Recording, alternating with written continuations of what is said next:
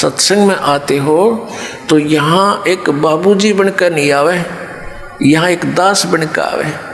एक जैसे हॉस्पिटल में रोगी जाता है, चाहे वो कितना बड़ा अधिकारी हो, कितना बड़ा धनवान हो, जब उसको ये पता लग जाता है कि तेरी जांच में कोई गड़बड़ हो चुकी है और तेरा शरीर ठीक नहीं है, और उसको डॉक्टर के पास जाता है, डॉक्टर कहता है कि जाओ ये जांच कराओ, तो उसने उस पल की इंतजार रहती है जांच में क्या आवेगा। उस समय वो भूल जाता है मैं क्या हूँ, मैं कोई अधिकारी हूँ या सेठ हूँ, उस समय वो अपने को रोगी मानता है।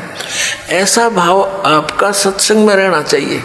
यहाँ ऐसे रहने से क्या लाभ होगा? कबीर परमेश्वर की अमर वाणी है और इनकी अमर वाणी फाइनल है, जो न कह दिया वो सत्य है। कहते हैं संत मिलन को आइए तज माया अभिमान, जो जो कदम आगे रखे एक एक यज्ञ समान। संत मिलन को चालिए और तज माया अभिमान, और जो जो कदम आगे रखे सो सो यज्ञ समान। अब देखो एक यज्ञ में कितना पैसा लगता है, और ये यज्ञ फ्री में होगा जब इस विधि से आप सत्संग में आओगे। अधीर बन के आवे, विनम्र बन के आवे, इस अहंकार रूपी राक्षस को कति खत्म कर दे, अपने पास से दूर कर दे कि बस दूर हो जाए, तू तेरा मेरा मेल रहा नहीं क्योंकि मैं भक्त बन गया। और ये राक्षस अहंकार जो है सबसे बड़ा शत्रु है हमारा। जैसे रावण ने भगवान शिव की भक्ति की, भक्ति इतनी की कोई कर नहीं सकता, शीश यहाँ से काट कर शीश चढ़ा दिया, 10 हाथ और सिर, और वापस प्राप्त हुए, लेकिन अहंकार नहीं गया। तो जैसी राहत भगवान शिव से मिलनी थी वह बिना प्राप्त हुई, उस अहंकार के कारण कुत्याली मौत मारा गया और राक्षस कहलाया। तो अभिमान बहुत बुरा है, भगवान और अभिमान का एक्सीडेंट है। नॉर्थ साउथ पोल समझ लो, ये कभी इकट्ठे नहीं हो सकते। तो इसे दुष्ट को फिर हम क्यों पालें? और क्या अभिमान इस जीव का 1 मिनट में फूक निकल जाएगा, 2 मिनट में फूक आवेंगे, गधे लौटेंगे इस राख पर जिसका अभिमान ठाए फिरे। अदरंग मार जा, मुंह से माखी बढ़े और लकड़े निकले, कहाँ की अभिमान इसका। तो इससे जो काम बनाना है वो बनाओ। और जैसे भी आप सत्संग में आते हो, जैसी जिससे कुछ हो सकता है सेवा की चेष्टा करने की, कोई बर्तन साफ कर ले, कि भोजन भंडारे में मदद करवावे, कि तब मैट बिछवावे। तो इस तरह की जो सेवा होती है, और बूढ़े बुजुर्ग बीमार यहाँ ज़्यादा आते हैं, उनको प्यार दे, सहयोग दे, उनकी मदद करे, तो इस तरह के से आपके पुण्य बढ़ेंगे, आत्मा में एक नम्रता आवेगी।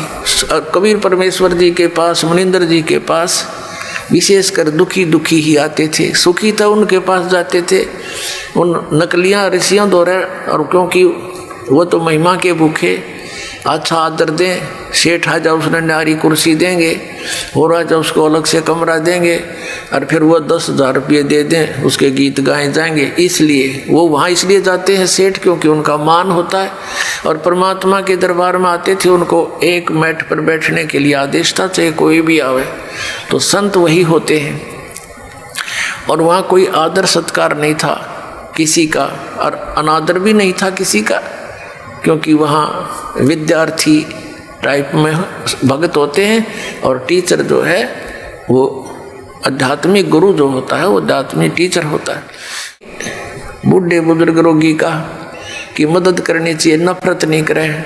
कहते कुष्टी होवे संत बंदगी कीजिए, हो वैसा के विश्वास चरण चित दीजिए। परमात्मा सलाह देते हैं, हमें बताते हैं कि यदि भक्त का कोढ़ भी लगा हुआ, कुष्ठ रोग भी लगा हुआ हो, मक्खियाँ भिनक रही हो, उससे नफरत ना करना, उसकी मदद करना बल्कि जितनी हो सकती है। कुष्टी होवे संत बंदगी कीजिए, भगत को प्रणाम कीजिए, आपस में एक दूसरे को सत्साहिब, उसे नफरत करके मुँह फोड़ कर नहीं जाना चाहिए। और हो वैसा के विश्वास चरण चित दीजिए।